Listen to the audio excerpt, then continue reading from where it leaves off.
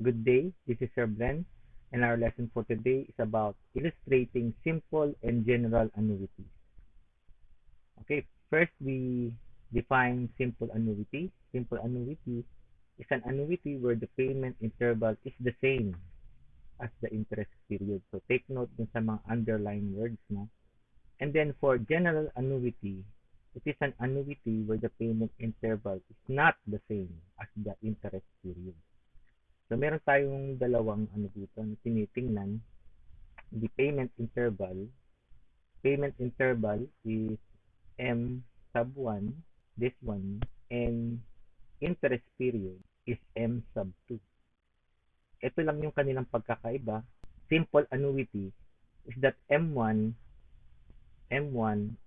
is equal to M2. Okay?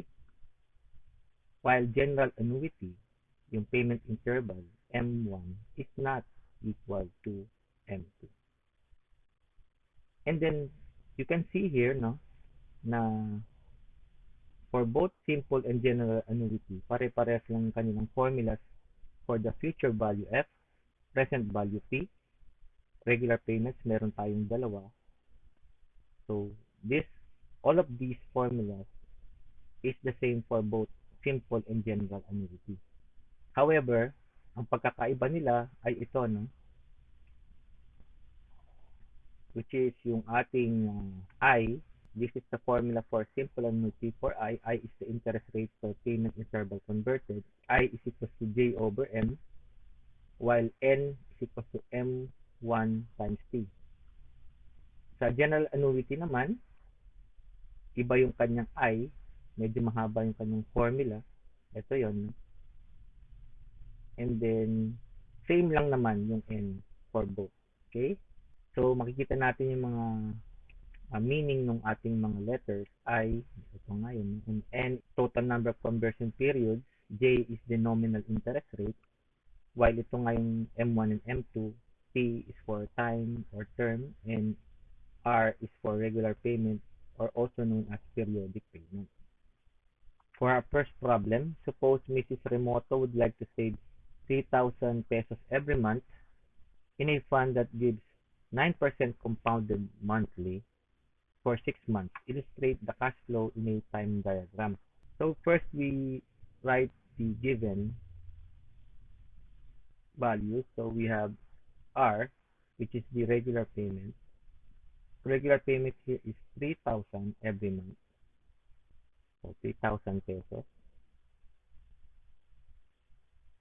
And then we have the time. The time here is 6 months. No? Compounded monthly for 6 months. 6 months, to convert this into years. So 6 months. And then in every year, we have 12 months. So makakancel ito. 6 divided by 12 will give us 0.5 in years. And then, for M sub 1, sabi dito, every month, and then monthly, this is a simple annuity problem kasi magkaparehas yung kanilang payment interval and interest period. No? This is M1, which is the payment interval, and the interest period here is M2, this one. So moving forward, M1 is we have 12 because there are 12 months in a year. And then for our N, which is M1 times T, M1 is 12 times the time in years is 0.5. So this will give us 12 times 0.5 is 6, which is the total number of conversion periods. Now we will draw or illustrate the cash flow diagram. Underneath sa baba is the N. We are starting from 0. From 0 to 6, no? Ito yung nakuha natin. So 1, 2, 3, 4, 5, and 6. So this is the, by the way, this is P. And then our F, which is the future value, is 1. P is for the present value. F is for the future value na naandun sa ating ika-6 month, no? And then what else? Meron tayong, dito natin lalagay yung R, yung ating regular payment or periodic payments starting from 0 to 1. From 0 to 1, magbabayad ka ng how much? 3,000 pesos, no? 3,000 pesos. Magbabayad ulit siya ng 3,000 pesos. So, 3,000 pesos sa 3,000 pesos, 3,000 pesos. And sa ika-anim, so it's another 2,000 pesos. So this will be your cash flow in this problem.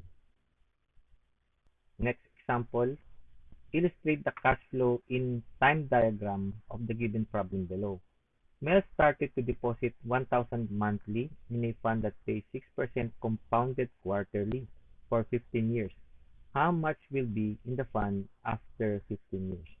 So, classify muna natin kung anong klaseng annuity ito, no? So, take note na makikita natin dito yung ating M1, which is monthly. M1 here is 12. While yung ating M2, which is the interest period, is quarterly, which is 4. So, in this problem, this is a general annuity problem. Okay?